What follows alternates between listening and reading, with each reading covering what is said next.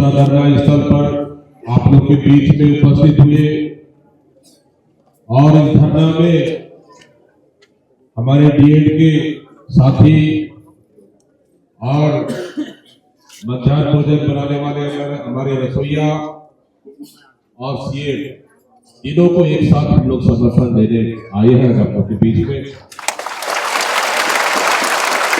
आज हम लोग के बीच में हमारे महिला कांग्रेस के प्रभारी अभी नए प्रभारी बने और छत्तीसगढ़ का पहला दौरा है, जी का हार्दिक स्वागत।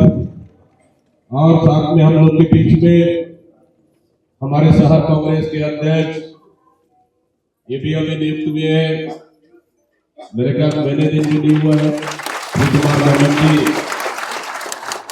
और पीसीसी के हमारे 2 महामंत्री 3 महामंत्री दीपक मिश्रा जी, सक्रेत कामदार जी, सुबोध हरिद्वार जी और पीसीसी के पहले भी पदाधिकारी रहे और अभी भी प्रमुख भूमिका में है अमरजीत चावला जी, साथ में हम लोग के बीच में पूर्व विधायक अनिता शर्मा जी, प्रीति उपाध्याय, ये भी अभी महिला कांग्रेस की राष्ट्रीय स्तर के पदाधिकारी बने और ऑल इंडिया महिला कांग्रेस के सचिव है सुमिता जी और हम लोग के बीच में अनुष्का श्रीवास्तव और तमाम हमारे महिला कांग्रेस के हमारे पदाधिकारी मौजूद है। आदरणीय साथियों, बीच में हमारे पदाधिकारी आप लोगों को समर्थन देने आए थे। सीएम वालों ने हम लोग उस समय आकर मुलाकात किए और आप लोग के डीएड के सभी साथियों ने भी आकर हम लोग से मुलाकात किए थे और कल कुछ बहन और हमारे भाइयों ने भी आकर हम लोग से मुलाकात किए थे। अभी हम लोग का मनरेगा बचाओ आप ही लोग की तरह हम लोग भी संघर्ष कर रहे हैं।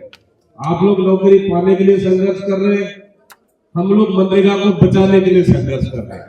तो लगातार बस्तर से लेकर पूरा प्रदेश में मेरा पैदल यात्रा चल रहा है कंटिन्यू। आज 5वां दिन है जहाँ 40 किलोमीटर से अधिक पैदल चल चुका हूँ और आज भी महासमुंद हम लोग को जाना है। समय मुझे नहीं, अभी तक मुझे कार्यक्रमों में समय तक पहुंचना था, लेकिन कल आप लोग का विशेष आग्रह पे हम लोग आए। और आदरणीय साथियों, मैं धन्यवाद और आपके संघर्ष को सलाम करता हूं मैं हमारे डीएड के साथियों का, जो लगातार तबियत खराब के बाद भी पूरे घर परिवार को छोड़कर अपनी जान को जोखिम में डालकर कई छोटे बच्चों के साथ आप लोगों ने लगातार संघर्ष कर वो संघर्ष सिर्फ अपनी हक मांगने के लिए आप लोग संघर्ष कर रहे हैं।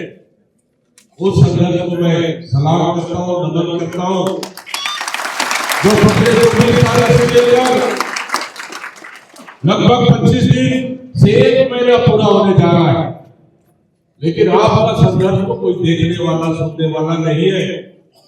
हाँ, जरूर मीडिया के साथी आपके संघर्ष को बीच बीच में मीडिया कवर करते हैं और अभी 21 तारीख को मुख्यमंत्री जी का कैबिनेट का मीटिंग है, तो मुझे लग रहा है कि मीडिया के साथी थोड़ा सा आप लोग का और मदद कर दे, तो मुझे लगता है 21 तारीख को शायद थोड़ा आप लोग का भला हो जाए, तीनों संगठनों का मुझे लगता है बेहतर हो जाएगा। इसलिए मैं सभी मीडिया साथियों को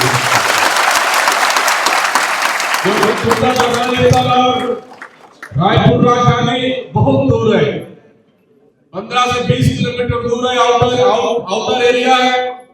आपकी बात को वहां तक कौन पहुंचाएगा, कैसे पहुंचेगा? वो सबसे बेहतर साधन है मीडिया। इसलिए मैं मीडिया से आपकी ओर से निवेदन कर रहा हूं कि आपकी बातों को वहां तक पहुंचाए, शासन तक पहुंचाए, प्रशासन तक पहुंचाए और ये सोई की सरकार का नींव खुल जाए, ये हम चाह रहे हैं। साथियों, मुझे पता है कि आप लोगों की नियुक्तियां हमारी सरकार के समय शुरू हुई, हम लोग को 15 साल लेबर सरकार चलाने का अवसर मिला। सभी लोगों ने हम लोग को भरपूर साथ दिया, आशीर्वाद दिया। और सरकार बना 5 साल, सरकार 1 साल, तो हम लोग चुनाव में निकल जाता है। किसी भी सरकार के लिए पंचायत चुनाव, नगरीय निकाय चुनाव, साल भर वहां निकल जाता है। फिर हमारा मेन काम करने का समय था, कोरोना आ गया 2020 में। कोरोना आ गया, 2 साल कोरोना में चला गया। ना आप घर से बाहर निकले, हम घर से बाहर निकले।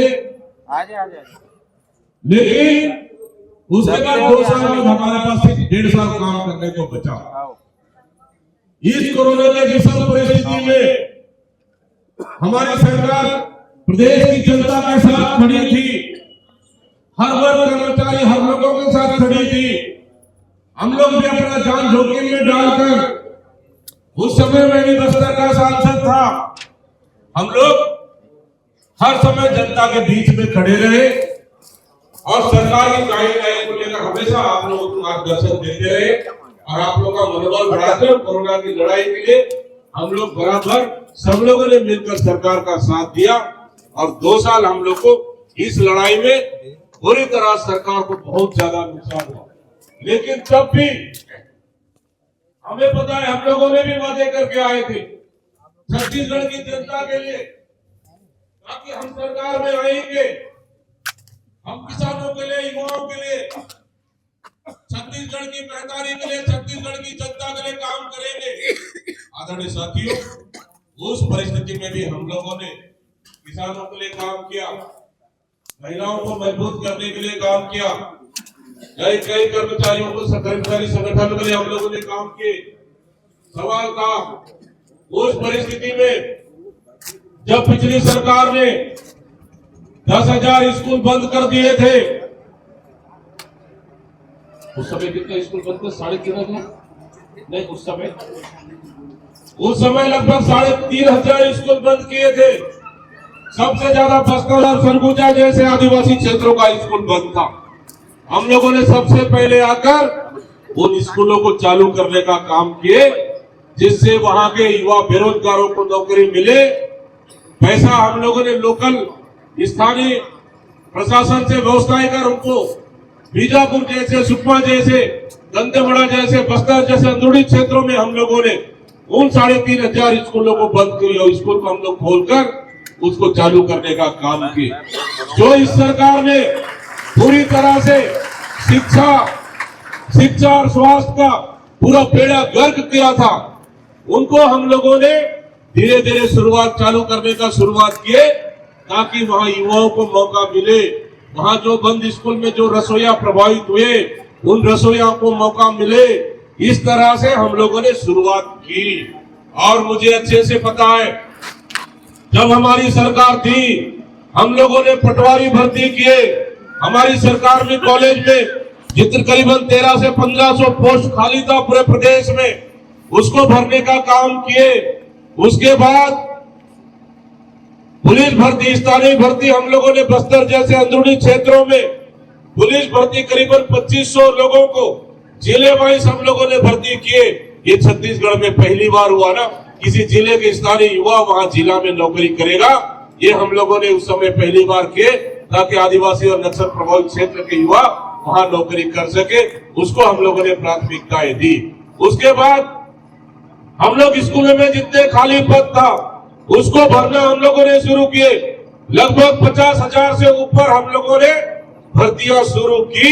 उसी का नतीजा है, जहां डीएड के शिक्षक, जहां आप लोग की भर्तियां शुरू हुई, 4 चरण में आप लोग का जो क्या बोल रहा है, उसको क्या बोलते हैं आप लोग, काउंसलिंग, 4 चरण का काउंसलिंग हुआ, उनको नौकरियां मिली। और उसके बाद चुनाव आचार संहिता लगने की वजह से शायद 2 चरण का मुझे लगता है और आप लोग का रुक गया था। लेकिन सर चुनाव हुआ, पूरे प्रदेश में रिजल्ट जब आया, आश्चर्यचकित रिजल्ट आया। कोई कल्पना नहीं कर सकता था कि हम सत्ता से बाहर हो जाएंगे। कोई सोच नहीं सकता था कि हमारी सरकार नहीं बनेगी। लेकिन छत्तीसगढ़ की जनता ने जो जनादेश दिया वो सब सर्वविदित है। भारतीय जनता पार्टी की सरकार बनी। ये सरकार बनाने के लिए इन्होंने तरह तरह के झूठे वादे किए, बड़ा बड़ा प्रलोभन दिए, किसानों के साथ झूठे वादा, पूरे सामूहिक पूरे कर्मचारियों के साथ झूठे वादे, रसोइयों के साथ झूठे वादे, और तो और सभी प्रदेश के युवाओं के साथ झूठे वादे करके सत्ता में आए। आज 2 साल पूरा हो गया, 2 साल पूरा हो गया। हम उनके एक वादा को लेकर अभी तक प्रश्न नहीं उठाए हैं, इसलिए क्योंकि सरकार की नाकामियों को लेकर हम लड़ रहे, और उनका एक भी वादा अभी तक हम नहीं पूछे कि बताइए आपने 2 साल पूरा किया, आपने कितना वादा पूरा किया है। हम एक सवाल भी खड़े अभी तक नहीं किए, क्योंकि अब सवाल खड़े करने के लिए हमारे पास वक्त है, लेकिन वर्तमान हालात को देखकर इस सरकार के खिलाफ हम लड़ रहे हैं आदरणीय साथियों। इसलिए कि पहला हालात किसानों को लेकर, आज किसानों को लेकर धान खरीदी पूरी तरह से प्रभावित है। किसान यहाँ के हमारे छत्तीसगढ़ के किसानों का पैदा किया हुआ धान को संग्रहण केंद्र में वो चूहा खा रहे हैं। इस सरकार में पहली बार ऐसा चूहा है जो 7.5 करोड़ का धान को चूहा खा जाते हैं। कबरदा में, महासमुंद में 6.5 करोड़ का धान को चूहा खा जाते हैं। मुख्यमंत्री गृह जिले में 2 सोसाइटियों में बड़े बड़े घोटाले हुए। उसके बाद बस्तर जैसे क्षेत्र में जाके आया 3 संग्रहण केंद्र में 3.5 लाख कुंटल धान को पूरी तरह से धान से बारिश से भिगोकर सड़ाया गया। इन मुद्दों को लेकर हम वर्तमान में लड़ रहे, बढ़ी हुई बिजली बिल को लेकर हम लड़ रहे, जमीन की बढ़ी हुई रजिस्ट्रियों को लेकर लड़ रहे। अभी तो हम उसका वादा को टच भी नहीं किए। जिस दिन उसका वादा को टच करेंगे उस दिन सरकार को हम उसको मतलब सरकार को उस दिन हम धरातल पे चाटने को मजबूर कर देंगे, जो इस सरकार ने थूक कर सरकार बनाई है। आदरणीय साथियों, मैं इसलिए कह रहा हूं क्योंकि जब 2 स्टेज में इनका नौकरी बाकी था, ये लोग आपस बीएड और डीएड दोनों मिलाकर आपस में इन लोगों ने लड़ाई लड़े, लेकिन इन लोग बीएड के लोगों ने न्यायालय जाकर जीतकर आ गए। उससे पहले बीएड वालों ने संघर्ष किया, हम लोगों ने भी उनका समर्थन किए, सरकार ने उनको एडजस्ट किया, हमने धन्यवाद दिया कि उनका भविष्य कम से कम सुरक्षित हो गया। लेकिन आज जो आप लोग पात्र हो, जो योग्य हो, जो नौकरी आपको मिलना चाहिए, ये सरकार ने उसको क्यों रोक के रखा है, ये सबसे बड़ा सवाल है हमारा। क्योंकि आपको 2300 वोट 1300 प्लस 900 जो आपका हक अधिकार है, जो हमारी सरकार ने शुरुआत किया था, हमें पता है आप किसान के बेटे हो, मजदूर के बेटे हो, कोई मध्यम परिवार से आए हो, जो आपकी माता पिता ने सपना देखा, और आपको कि हमारा माता पिता सपना देखकर ये देखा कि हमारे बच्चे पढ़ लिख कर एक दिन कोई नौकरी करेगा, कोई अच्छा बिजनेसमैन बनेगा, यही सपना रहता है कि आपको किस क्षेत्र में जाना है वो आपको तय करना है। लेकिन आप लोगों ने तय कर, लक्ष्य को तय कर, आप लोगों ने नौकरी को चुना, और इस परिस्थिति में मेहनत करके आज उस योग्यता काबिलियत कर आप लोग डीएड करने के बाद आपने उन स्कूलों को जो ज्वाइन करने का समय आया, ये सरकार आपको ज्वाइन नहीं दे रही है। क्यों? इसलिए कि सरकार के पास आपको नौकरी लगाने के लिए पैसा नहीं है। आपको पता है कि नहीं पता, हमें नहीं पता, लेकिन मैं अच्छे से जानता हूं कि इस सरकार में आपको नौकरी लगाने के लिए पैसा नहीं है। बड़े वादा करके आए थे ये कि हम 1 लाख लोग को हम नौकरी, 1 लाख बेरोजगार युवाओं को नौकरी देंगे। यही कहा था ना इन्होंने, कहा था कि नहीं कहा था? कहा था ना। आज बता दे सरकार कि छत्तीसगढ़ प्रदेश में इस 2 साल में कितने लोगों को, कितने बेरोजगार युवाओं को इन्होंने नौकरी दिया है। अगर 1 लाख लोगों को नौकरी देने का वादा करके आए थे तो साल में कितने लोगों को नौकरी मिलना चाहिए? साल में 20,000 लोगों को नौकरी मिलना चाहिए, तब जाके 5 साल में 1 लाख लोगों को नौकरी मिलेगा। और मैं दावा के साथ कह सकता हूं आदरणीय साथियों, इन्होंने 2 साल में 10,000 लोग को नौकरी देना था छोड़, इन्होंने 5,000 लोग को 2 साल में नौकरी नहीं दे पाया है आज तक। चाहे किसी भी विभाग में नहीं दे पाया है आज तक, 5,000 लोगों को नौकरी नहीं दे पाया है। इसलिए क्योंकि ये झूठ बोलकर सत्ता हासिल किए, हम 1 लाख लोगों को नौकरी देंगे, आज 5,000 लोग को नौकरी ये नहीं दे पाए हैं। इसलिए आज आपकी नौकरी पाने के लिए आप संघर्ष कर रहे हो। सबसे कठिन रास्ता है ये अनशन, ये आंदोलन का सबसे आखिरी रास्ता है। चक्का जाम करना, उपवास करना, एक दिन का धरना प्रदर्शन करना, ये नॉर्मल चीज है। लेकिन अगर कोई अनशन में बैठा है, गांधी जी का सबसे बड़ा आंदोलन था अनशन, जो अनशन करके गांधी जी ने देश के अंग्रेज जो बाहर से आए अंग्रेजों को देश के आजाद करने के लिए झुकाया था और अंग्रेजों को बाहर किया था, वो सबसे बड़ा हथियार था। अहिंसात्मक रूप से लड़ाई वो अनशन था। आज उस गांधी जी का अनशन ने आप लोगों ने अपनाया है, ये धरना प्रदर्शन का सबसे बड़ा हथियार है। आदरणीय साथियों, निश्चित रूप से आपकी मांगों को मैं समर्थन करता हूं, पूरे प्रदेश कांग्रेस कमेटी समर्थन करती है, क्योंकि हम नया पोस्ट नहीं मांग रहे।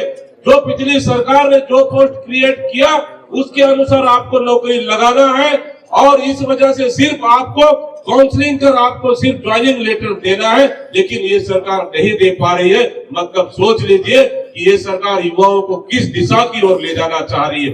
क्या मैं पूछना चाहता हूँ, क्या आज स्कूलों में पद खाली नहीं है? क्या आज इस सरकार ने, आपको पता है, पिछले 15 साल में 3,500 स्कूल बंद कर दिए थे और अभी इस 2 साल के अंदर इस सरकार ने 10,463 स्कूल बंद कर दिया है युक्ति युक्तकरण के नाम से। क्यों? क्योंकि ये युवाओं को नौकरी नहीं देना है, इसलिए स्कूल को बंद कर दिया। अगर 10,463 स्कूल चालू रहता तो 50,000 लगभग जो शिक्षा विभाग में खाली है उन युवाओं को नौकरी मिलता और उनको कम से कम एक बड़ा रोजगार मिलते।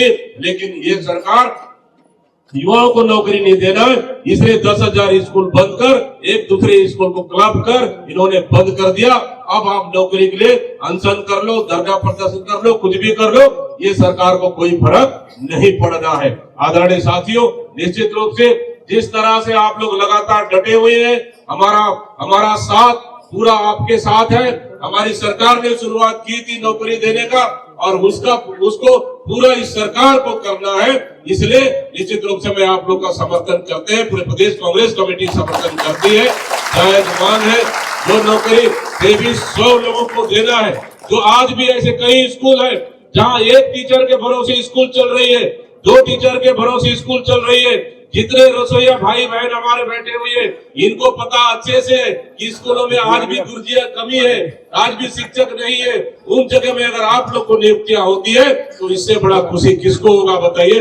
हम लोग को खुशी होगा। भले इस सरकार ने वादा करके आया है नौकरी दे दे, हम धन्यवाद देंगे इस सरकार को, हमारे युवाओं को नौकरी दिया।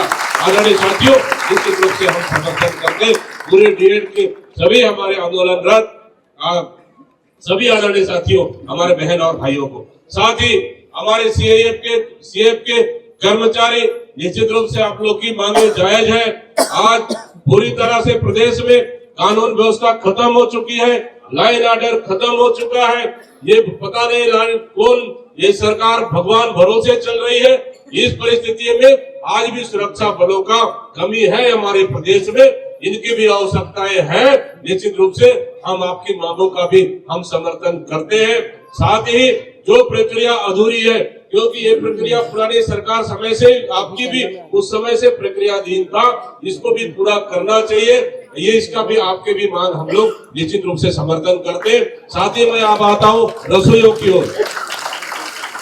रसोइया हमारे प्रदेश में चाहे प्राइमरी हो, मिडिल हो, सभी स्कूलों में हमारे रसोइया मिलेंगे। मध्याह्न भोजन कानून, मध्याह्न भोजन योजना किसने लाया था?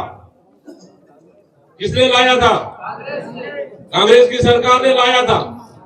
जब देश में कांग्रेस की सरकार थी उस समय कुछ कानून हम लोगों ने पास किए कि स्कूल के बच्चों को गरम गरम भोजन मिलना चाहिए।